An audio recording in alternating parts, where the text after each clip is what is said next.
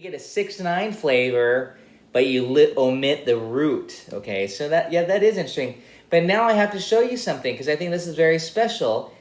Look at how closely that relates to B flat major 7. Here's B flat major 7. And here's that lick I just showed you. See what I mean? So you're really getting that sharp 11. It's almost like you're thinking B flat major 7 with a sharp 11 or flat 5, really. B flat major 7, flat 5. Here's B flat major 7.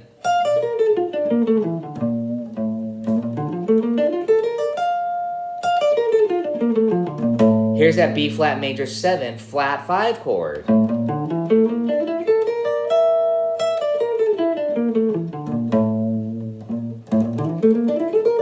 But that would work both of those would work beautifully over G minor 7 or G minor 6. Because that's kind of what you're doing, is making that 7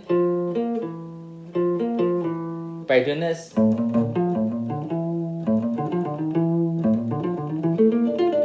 Almost those bebop licks there in a major, not minor. See, I did this now.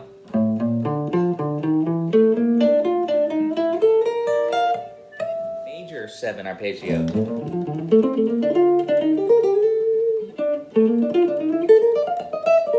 But what's really happening, don't forget though, is we're really applying that over G minor 7, 6. Minor 9.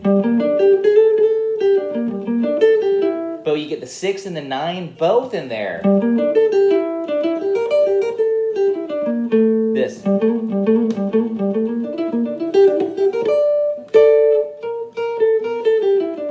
So again, the framework for me is E minor 7 flat 5 arpeggio. But then I'm adding in the 4 of that, which is the 9 of the G, of course.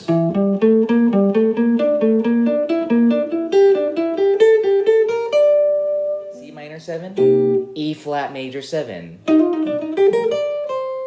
And then B flat minor, D flat major 7. On the A minor 7, you play C major 7. And on the E flat minor 7, G flat major 7.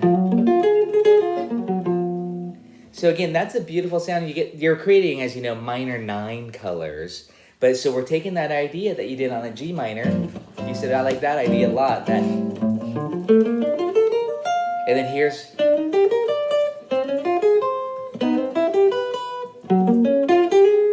So did you get that E flat major 7? Just the arpeggio. Speaking of, tune-up's a good one.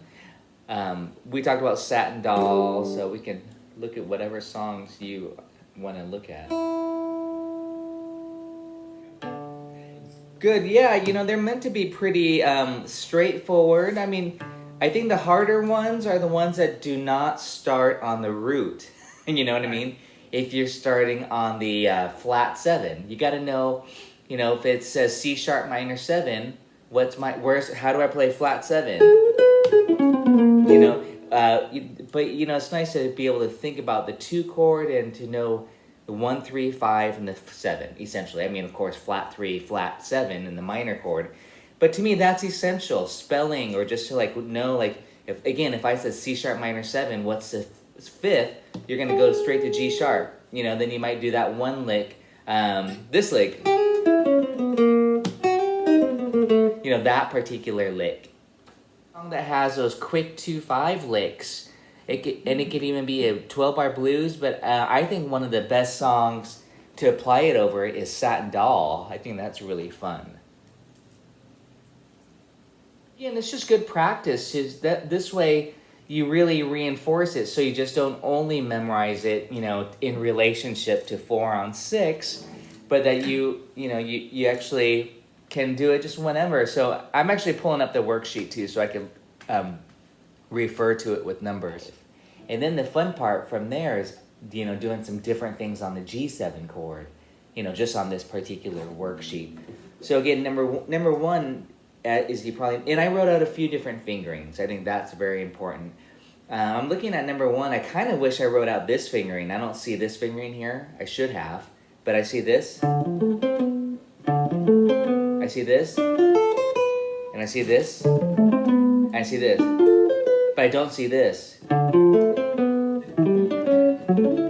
So I think that would be a good, I should fix that and add that fingering, maybe cut out a different fingering. Because really the 6th string and the 5th, I mean the number, you know, there's 4 segments in there, right? And really, I mean really number 1 and number 3 are the exact same fingerings. If you did this, that out. Yeah, see, I wrote that out in number 3 though. So I wrote that exact lick. I wrote this. Do you see that there? I want you to try this out. So for example, number 3, this one, that's how I wrote it. But then try it like this. To where you're shifting a little bit.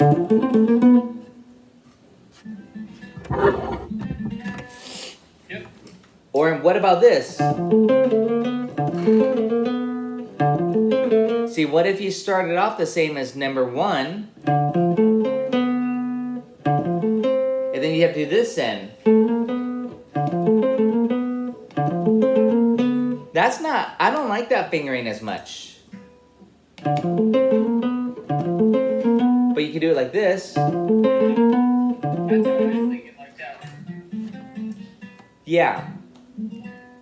So again, you know, that's the thing with fingerings, you know, I'm just suggesting a few different fingerings, but you might have to find the best that work for you. I think the fingerings for number 3, that's one of my favorite licks. It's very Charlie Parker. But notice it's a very specific fingering. They're pretty much kind of the identical idea. Otherwise, you'd have to do, you know, that idea. Or what you did here.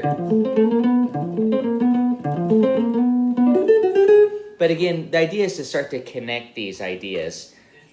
I have a feeling it was treating it like the same 2-5 lick, like this.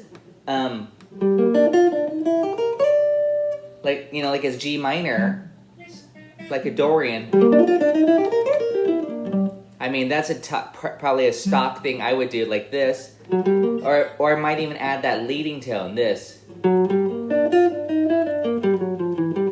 Yeah, it was something like that. It was kind of twisted a little bit. And then I think we went into a major 7 arpeggio or something. Like this. Or something, you know, B. Yeah, something like it connect. Yeah. Yes, connecting it to a B flat major 7. And that's very Wes Montgomery to go. These little sequence.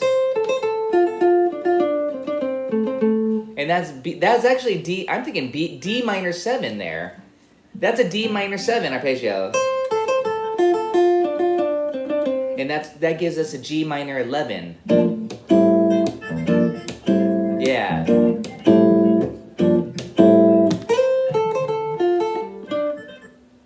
Yeah, maybe try as triplets. You know, if you wanted to keep that triplet idea going. Da da da da da da.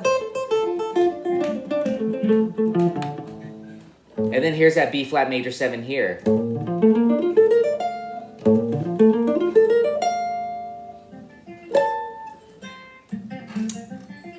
Yeah. And yeah, you could do that, this triplet.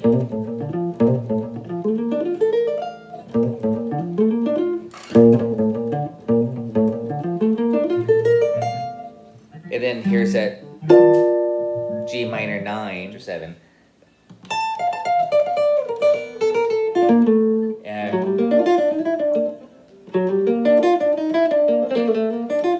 Yeah, I like the longer run here.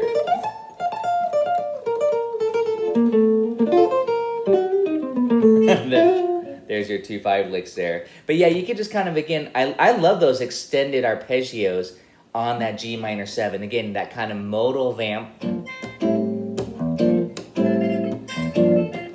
Yeah.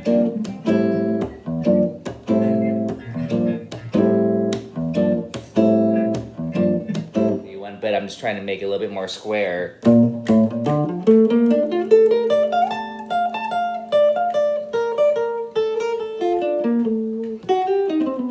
There we go. And there it kicked into what number was that? That was number 5 on the list of there. Yeah, on the 5th degree. Then maybe mix it up again. Yeah, these 2-5. Well, yeah, I mean, again, that's almost more of a sub against the D7 chord. We were talking about this.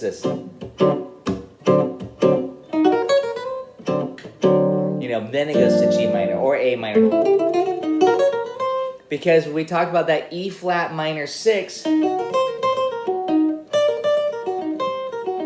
that gives you that altered flat 9, sharp 9 flavor. So we really want to hear that. But really, the ideal scale would be the melodic minor, this lick.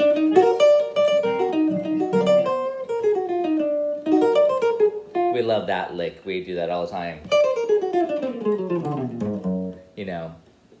That's E flat melodic minor. And then when you hit that sharp 9, start on E flat minor and do this.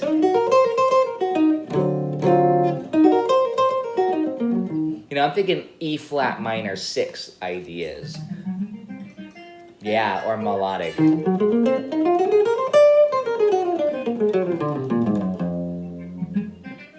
Please recall that we talked about using those major 7 arpeggios on the minor licks. So on the 2-5s, when you have C minor, you're thinking E flat major 7. C minor 7, E flat major 7.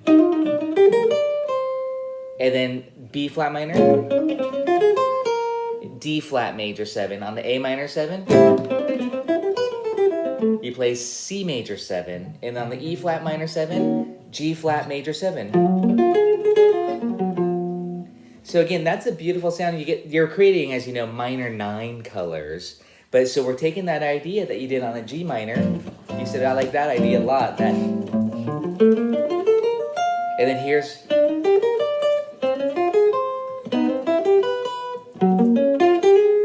So did you get that E flat major 7? Just the arpeggio.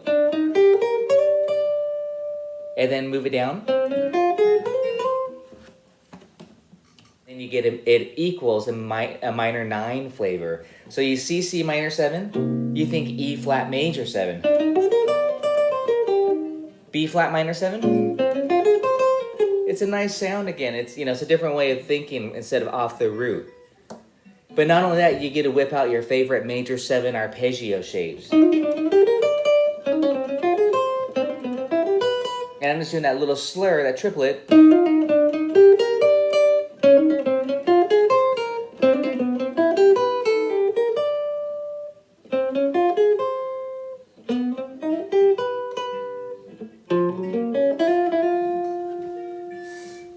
We're working on minor 9 arpeggios, right?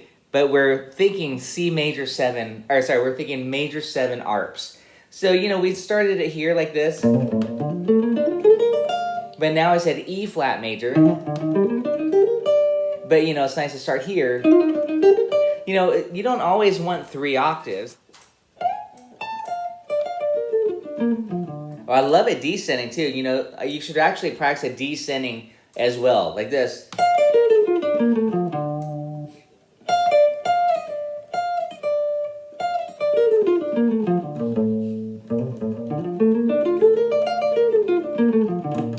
E flat. And then that was E flat major 7. I like this.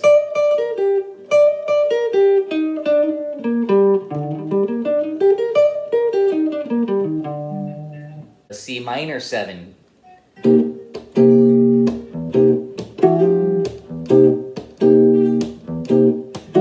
But you're thinking this. And that again, remember, gives you a C minor 9.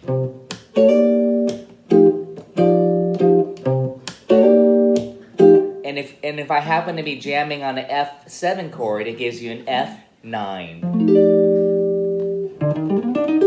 Or sorry, F13. You knew that. Yeah, that's what I meant to say.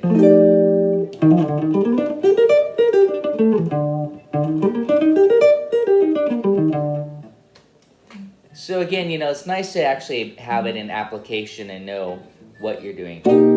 So here we go. I'm going to give you a little C minor vamp.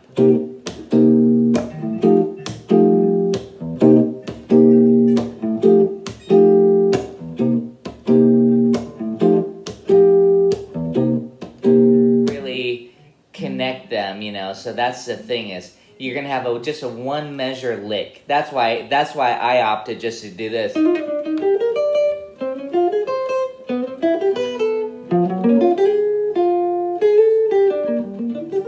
You know, you don't have much time. You might do this.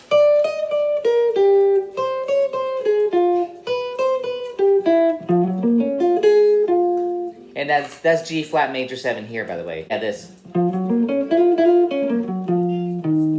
actually, you can see that this is almost that Charlie Parker lick. I think we did this. Yeah. Out of Donna Lee. This is E flat minor, but here's the G flat major 7.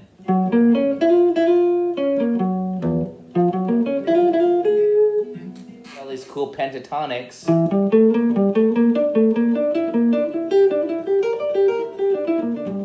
At E minor 7 flat 5 equals G minor 6, a G minor 9. But you get the 6 and the 9 both in there.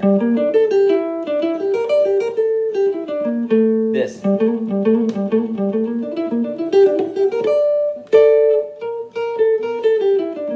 So again, the framework for me is E minor 7 flat 5 arpeggio. But then I'm adding in the 4 of that, which is the 9 of the G, of course.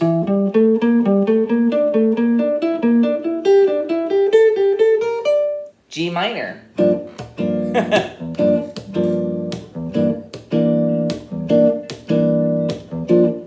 vamp. And then now C minor.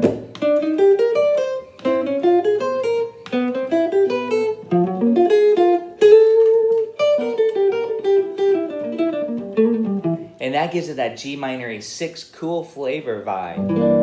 You get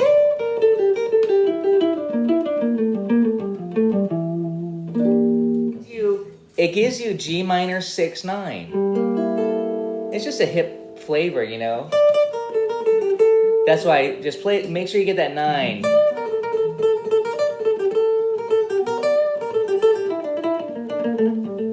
Just goof around with those notes.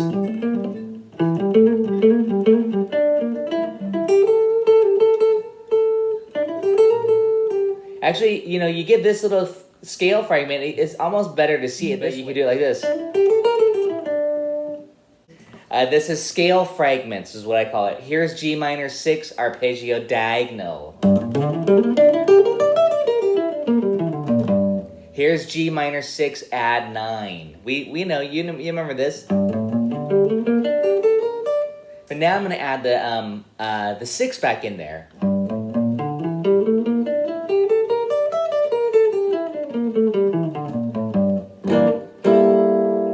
The skeleton right here.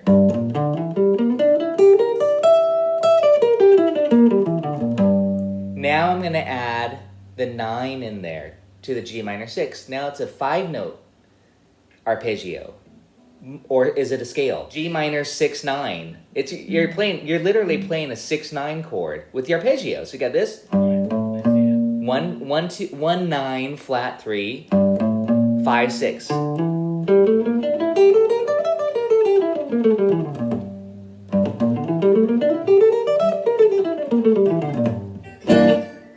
Beautiful.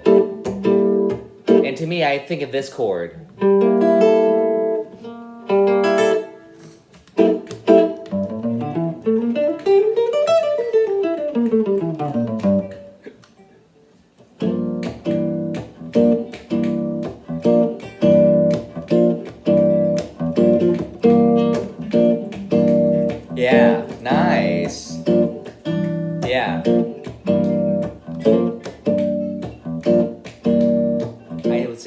semi-popular sound.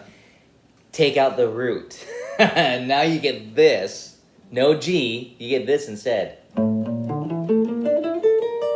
I feel like we've done this. I love this.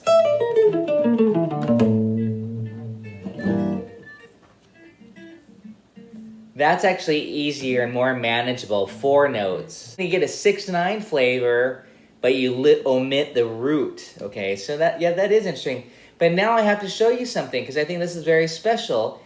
Look at how closely that relates to B flat major 7. Here's B flat major 7. And here's that lick I just showed you. See what I mean? So you're really getting that sharp 11. It's almost like you're thinking B flat major 7 with a sharp 11 or flat 5, really. B flat major 7, flat 5. Here's B flat major 7.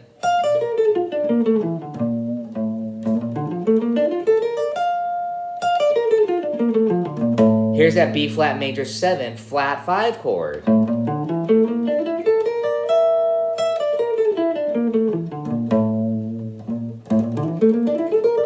But that would work both of those would work beautifully over G minor 7 or G minor 6. Because that's kind of what you're doing, is making that 7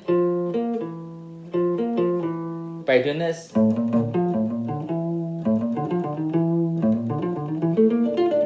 Almost those bebop licks there in a major, not minor. See, I did this now.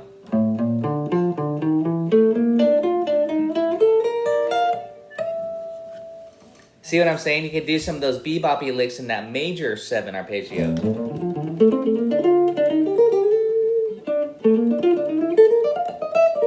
But what's really happening, don't forget though, is we're really applying that over G minor 7, 6.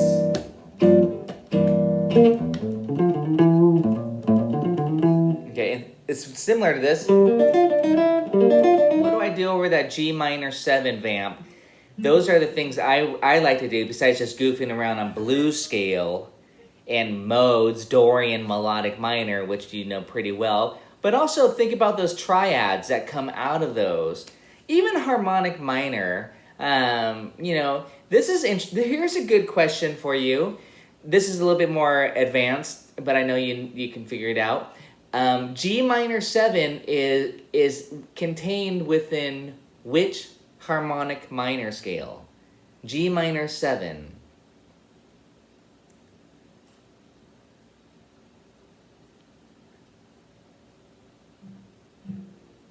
G minor 7 is contained within which harmonic minor scale? And there's one location. What is it? It's not the 5 and it's not the 1. No, it's not. And it's not the 2 because the 2 is half diminished. Is it the 4? Good. The harmonic minor scale contains a minor 7 chord as a 4 chord. So, in this case, if you were jamming on G minor 7, you're like, I'm going to take it outside a little bit. You're going to play D harmonic minor. And you get this. So, you know, that's a pretty cool flavor. You have to kind of hear it against the chord. But it actually also contains a minor 6 too, just so you know. So I could still be doing this. And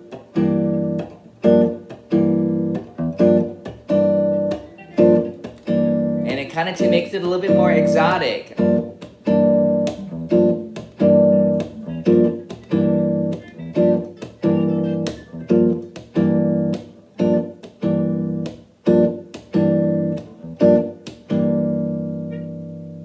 Yeah, it gives it this little flavor.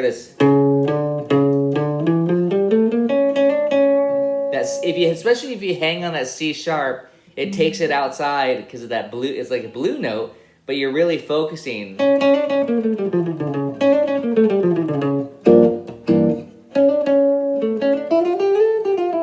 I like that. I like finding some interesting colors that still contains that basic chord that you're playing over, but it also contains some other cool tones to hit. In this case, that C sharp makes it special.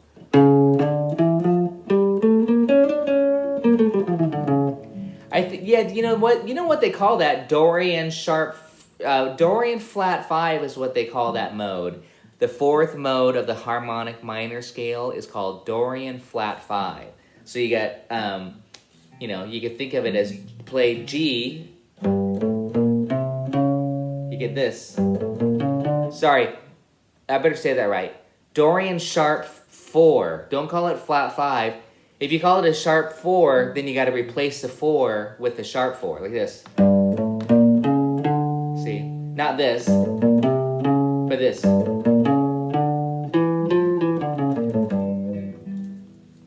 So now I'm actually talking about starting it on G. What do you call it starting on G, even though it's D harmonic minor? It's called G Dorian sharp 4.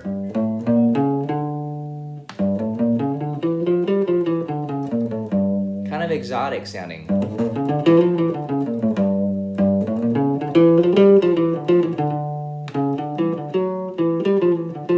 But you're hearing over this.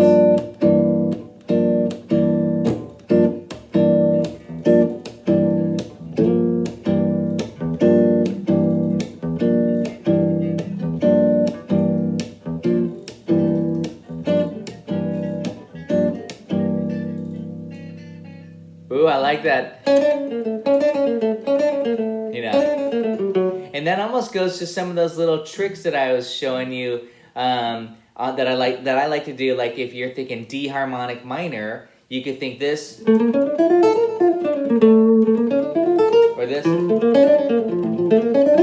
You remember that trick? You think off the 5 chord, the A triad, and then you go up a half step to B flat. Because in the harmonic minor scale, the 5 and the flat 6 are both major, parallel to each other. This.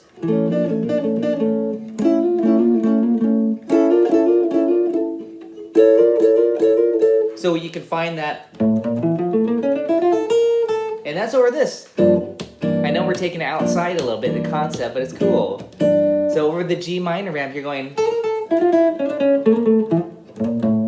You're playing D harmonic minor. But you could even whip out that little lick, that little A major triad with the neighboring. Remember, the technical term is called triad pairs. That's what they like to call it. You take 2 triads, but in this case, they're half step apart and they're both major. So you go.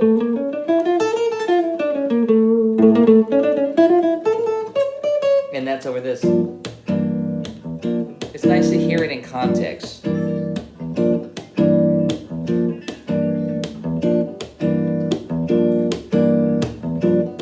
Again, we're just kind of being a little bit more academic about it. When I generally use that concept, I'm generally using, because I use that a lot, but I'm usually playing it over A7.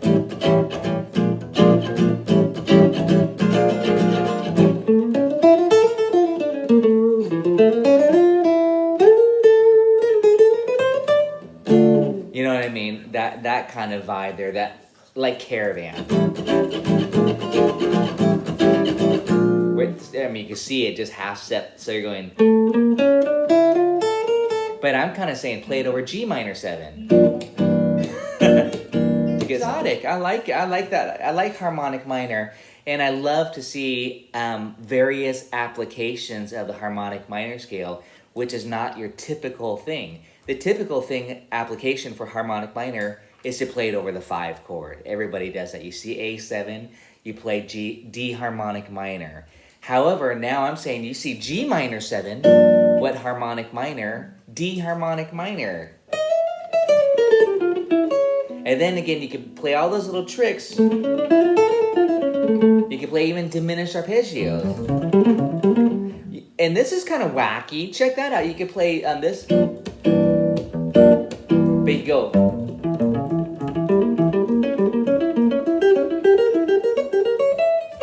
You can play G diminished arpeggio over G minor 6, G minor 7. And that's coming out of that D harmonic minor scale. G diminished. So why does that sound cool? Because it gives you that flat 5. There's the justification of it right there. See, you could either have the perfect 5th or this. So here's G minor 6. We already talked about this, of course. Here's G minor 6 with the flat 5. Well, aka dim 7.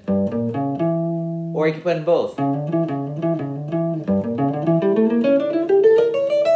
now we get a scale fragment. I went like this. Yeah, again, more scale fragments. Scale fragments are super fun. Oh, yeah, now you're doing a 6th note. I like that one a lot, and I generally use that for A7.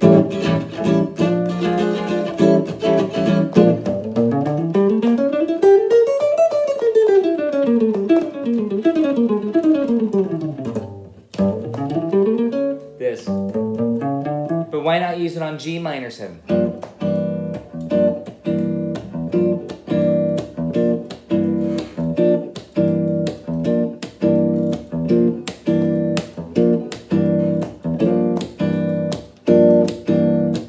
Continue, I'm gonna play A7.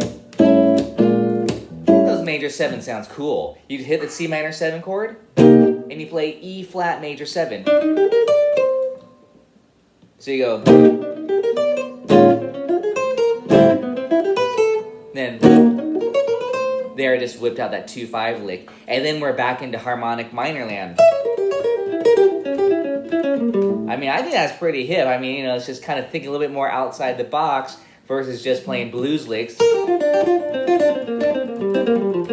then you got the,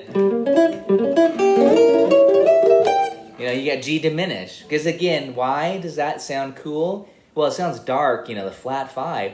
Don't forget, because people are kind of surprised that they could play a diminished 7 arpeggio on top of a major chord or a minor chord. But really just makes it sound kind of dark and bluesy because you get that flat 5. But it's so similar to a minor 6, which is the go-to arpeggio for a minor chord in jazz. So when you add that flat 5, it just makes it more sinistry. And we love this.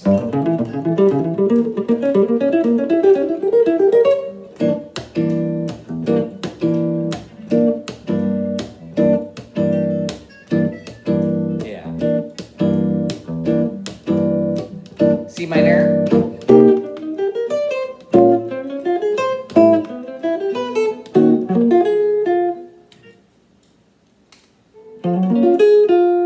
Yeah, that's why.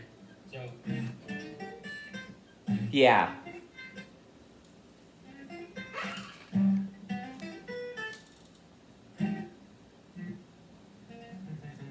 What do you do for E flat? I did this stock lick G flat major 7.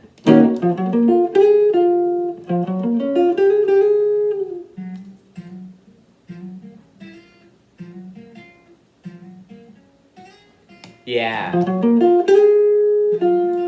That's a G flat major 9 arpeggio. G flat major 9 arpeggio against an G flat major 9 arpeggio against an E flat minor chord gives you E flat minor 11. Very extended, very colorful. So here's E flat minor 7, and you'd go.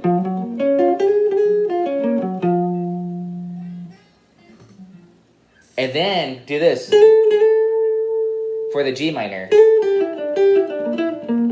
Now you're back into this.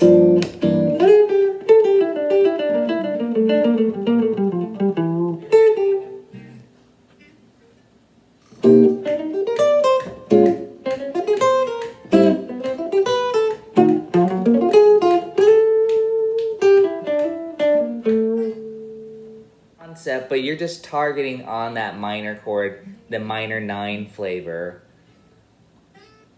Or this is where I was saying, is it minor 9 on the C or is it an F dominant 13? That's what I'm saying, is that Wes loved that color. You could play F9, F13, and then run that E flat major 7. That's what I'm saying. Those are the nice colors.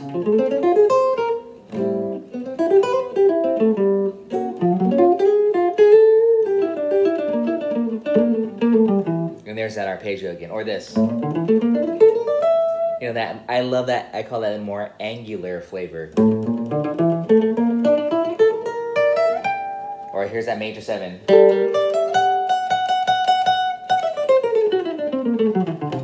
Those are just some runs and licks that we've been working on from other songs, but again, apply to this song.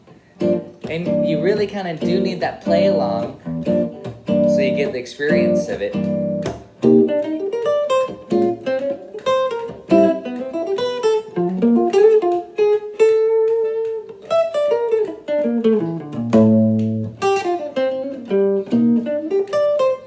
like I said, I'm just kind of running those same ideas, maybe changing it up a little bit. Think of this.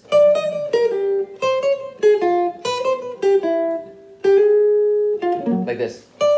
So. Then you go, or maybe da da da da da. I think we talked about this last time. Or, I think that's the one we did last time. We went. You remember? Because that's what you actually hear Wes doing on the live recording. 1, 2, 3.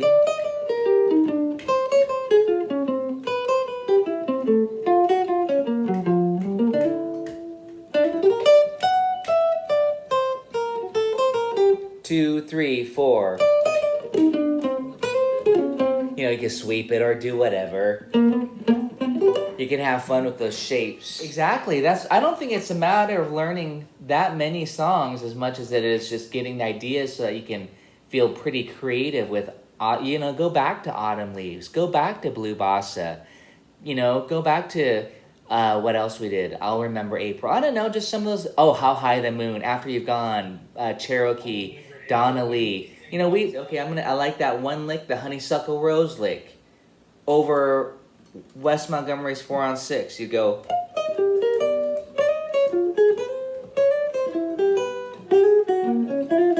Then on the G minor, you know, you're taking that Honeysuckle Rose lick. Bee ba boo ba bum.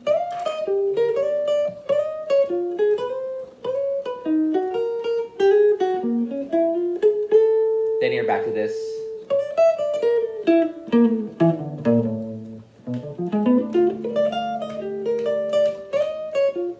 Pretty fun stuff. He starts off with single notes, and then he does more single notes, then he kicks into octaves, and then he kicks into chord soloing. That's his general approach. So it's usually about 5 choruses.